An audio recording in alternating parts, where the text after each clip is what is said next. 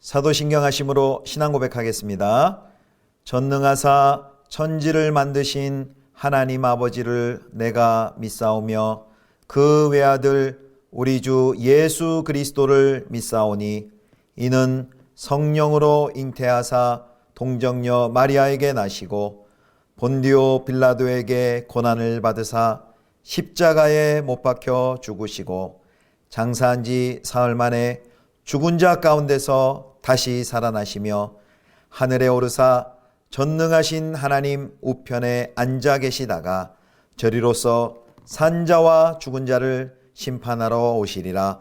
성령을 믿사오며 거룩한 공예와 성도가 서로 교통하는 것과 죄를 사하여 주시는 것과 몸이 다시 사는 것과 영원히 사는 것을 믿사옵나이다. 아멘.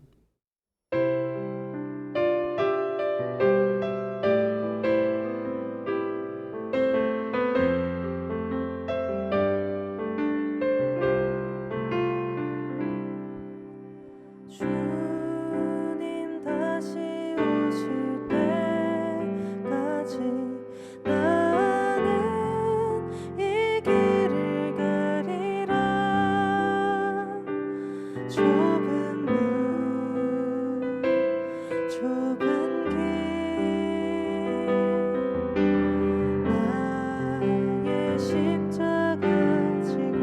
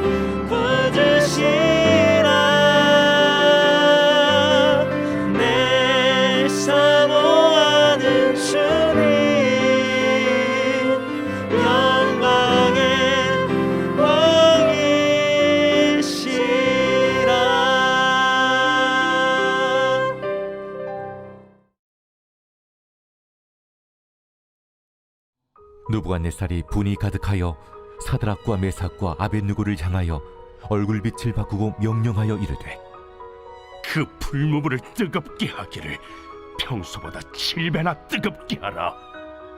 군대 중 용사 몇 사람에게 명령하여 사드락과 메삭과 아벳느고를 결박하여 극렬히 타는 풀무불 가운데 던지라. 그러자 그 사람들을 겉옷과 속옷과 모자와 다른 옷을 입은 채 결박하여 맹렬히 타는 풀무불 가운데에 던졌더라.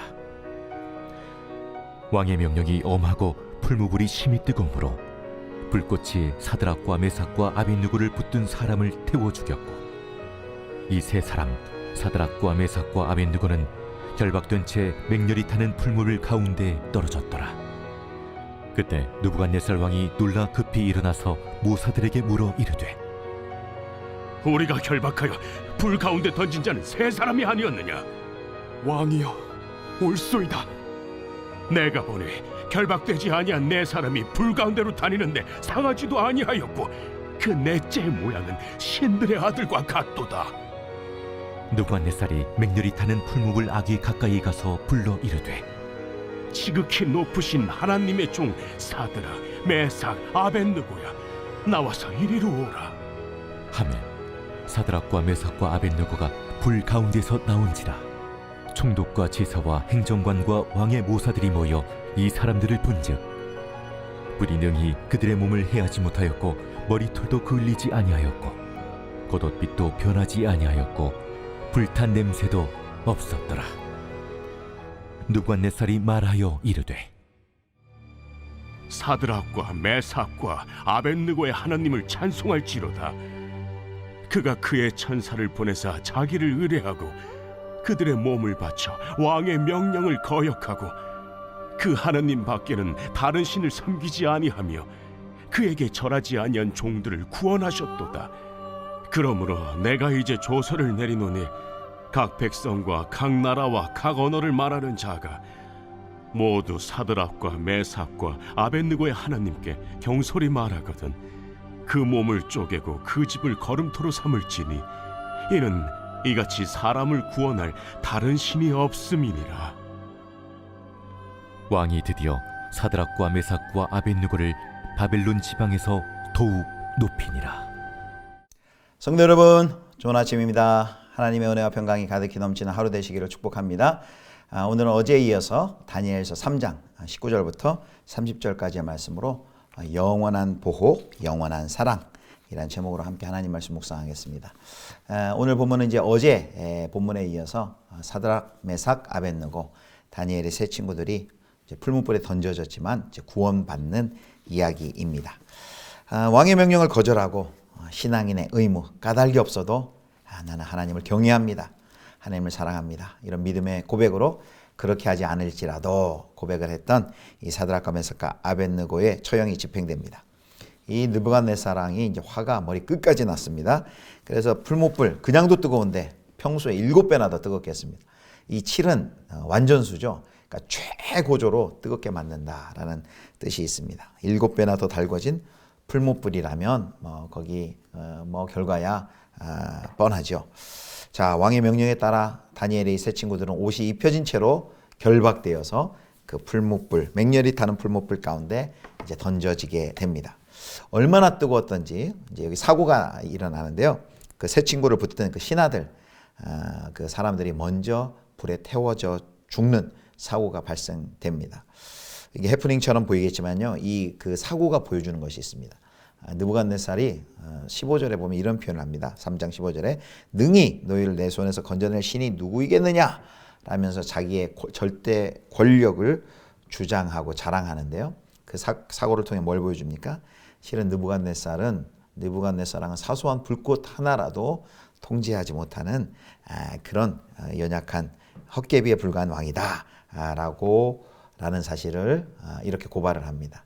결국 이 처형 집행 중에 신하들을 불태워 죽인 이 사건은 느부갓네살이 가진 그 권력의 민낯을 여실하게 우리에게 드러내 보여줍니다.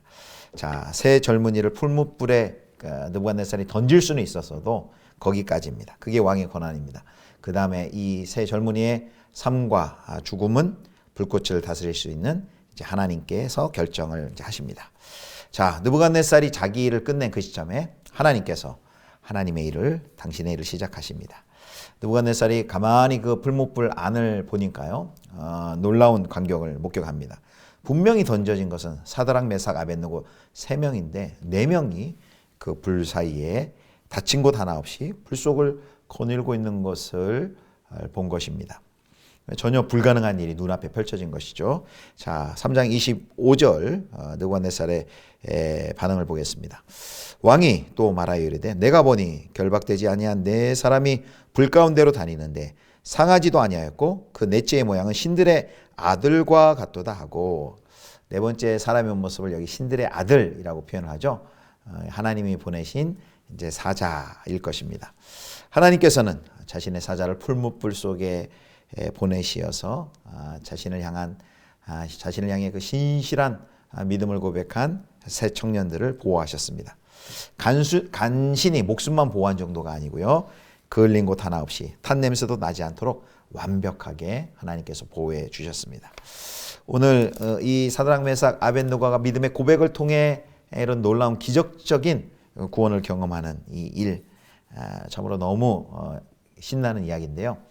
그런데 하나님께서 언제나 이런 식으로, 이런 방식으로 모든 환난과 시험과 고난 가운데 이런 기적을 베푸는 방식으로 자기 백성을 구원해 주시는 것은 아니죠. 스데반처럼 어떤 신실한 사람들은 돌에 맞아 또 죽는 상황을 순교의 상황이죠. 순교를 허락하시기도 합니다. 어떤 분들은 고난 끝에 그 순교의 제물로 하나님이 받으시죠. 그렇더라도 스데반의 예를 보더라도 하나님께서 그를 끝까지 내버려 두지 않습니다. 그 사도행전 7장에 보면 예수님께서 그 스데반의 죽음의 마지막 순간에 보좌에서 벌떡 일어나는 그런 모습이 보이죠. 그리고 스데반이 성령이 충만하여 하늘을 우러러 예수님을 바라봅니다. 그러면 이렇게 얘기하죠. 보라, 하늘이 열리고 인자가 하나님 우편에 서신 것을 보노라 라고 고백합니다. 스데반 끝까지 하나님 품에 안기까지 그의 마지막 담대하게 그 믿음을 고백하고 그 하나님 품에 안길 수 있도록 그를 끝까지 보호하시고 힘주시는 그 하나님의 모습이 사도행전 7장에 나와 있습니다. 그래서 우리는 이렇게 정리할 수 있습니다. 하나님은 영원의 관점에서 하나님은 틀림없이 우리를 구원하시고 보호하시는 하나님이시다. 우리 하나님께서는 영원의 관점에서 당장 지금 이 시간만 보면은 우리를 구원해 주시지 않는 듯 보이지만 하나님은 영원의 관점에서 우리를 구원하시고 우리를 보호하시는 하나님이신 줄 믿으시기를 축복합니다. 자, 이 느부갓네살 두 눈을 의심할 수밖에 없는 놀라운 기적을 경험했는데요. 그러자 이제 사드락, 메삭, 아벳느고의 하나님을 찬양합니다. 자, 3장 28절 봅니다. 느부갓네살이 말하여 이르되 사드락과 메삭과 아벳느고의 하나님을 찬송할지로다.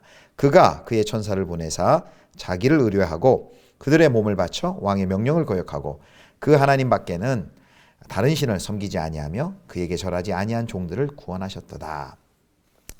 이 세 젊은이의 구원이 이들이 죽기까지 신뢰한 그 하나님의 개입에 의한 것임을 이 느부갓네살이 고백을 합니다.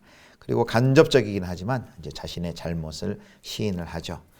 이전에 교만하였던 느부갓네살 왕은 15절에 보니까 능히 너희를 내 손에서 건져낼 신이 누구겠느냐 이렇게 말했는데 29절을 보겠습니다. 29절에 그의 말이 이렇게 바뀝니다.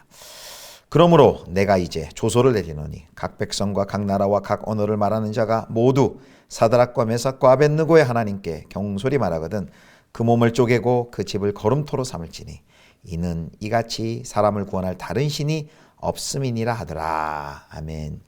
마지막 29절에 뭐라고 고백합니까? 29절 하반절에 보니까 이같이 사람을 구원할 다른 신이 없음이니라. 이렇게 고백을 합니다. 그리고 조소를 내려서 그 유대의 종교를 제국의 보호를 받는 합법적인 종교로 선포를 합니다. 결국 여호와 신앙을 불법화하려던 갈대아인들의 참소가 오히려 이스라엘의 하나님이 최고의 하나님임을 증명하는 그런 멋진 계기가 되었습니다. 오늘 7배나 뜨거운 그 풀무불, 맹렬한 풀무불이 상징하는 것이 있습니다. 그것은 하나님의 백성을 향한 세상의 그 적의를 보여줍니다. 그래서 우리는 이 땅 가운데 예수님 믿고 신앙생활, 믿음생활 하다가 이런 풀무불과 같은 이런 극심한 시험을 우리가 만나게 됩니다. 혹독한 시련을 우리가 경험할 수밖에 없는 그런 경우가 우리에게 닥칩니다. 하지만 성경이 뭐라고 말씀합니까? 그 고난은 바로 내가 하나님께 속한 증거이다. 바로 그 하나님을 믿을 때 내가 당하는 고난은 결국 우리에게 뭘 확인해 주냐면 우리가 하나님께 분명히 속해 있다라는 걸 보여줍니다. 요한복음 15장 19절에 그랬고요. 또 그 고난은 영광으로 지금 가고 있다라는 것을 우리에게 보여줍니다. 영광으로 가는 과정이다. 지금 잘 가고 있다라는 걸 보여줍니다. 그래서 로마서 8장 17, 18절 봅니다. 자녀이면 또한 상속자, 곧 하나님의 상속자여 그리스도라. 그리스도와 함께한 상속자니 우리가 그와 함께 영광을 받기 위하여 고난도 함께 받아야 할 것이니라. 생각하건대 현재의 고난은 장차 우리에게 나타날 영광과 비교할 수 없도다. 아멘.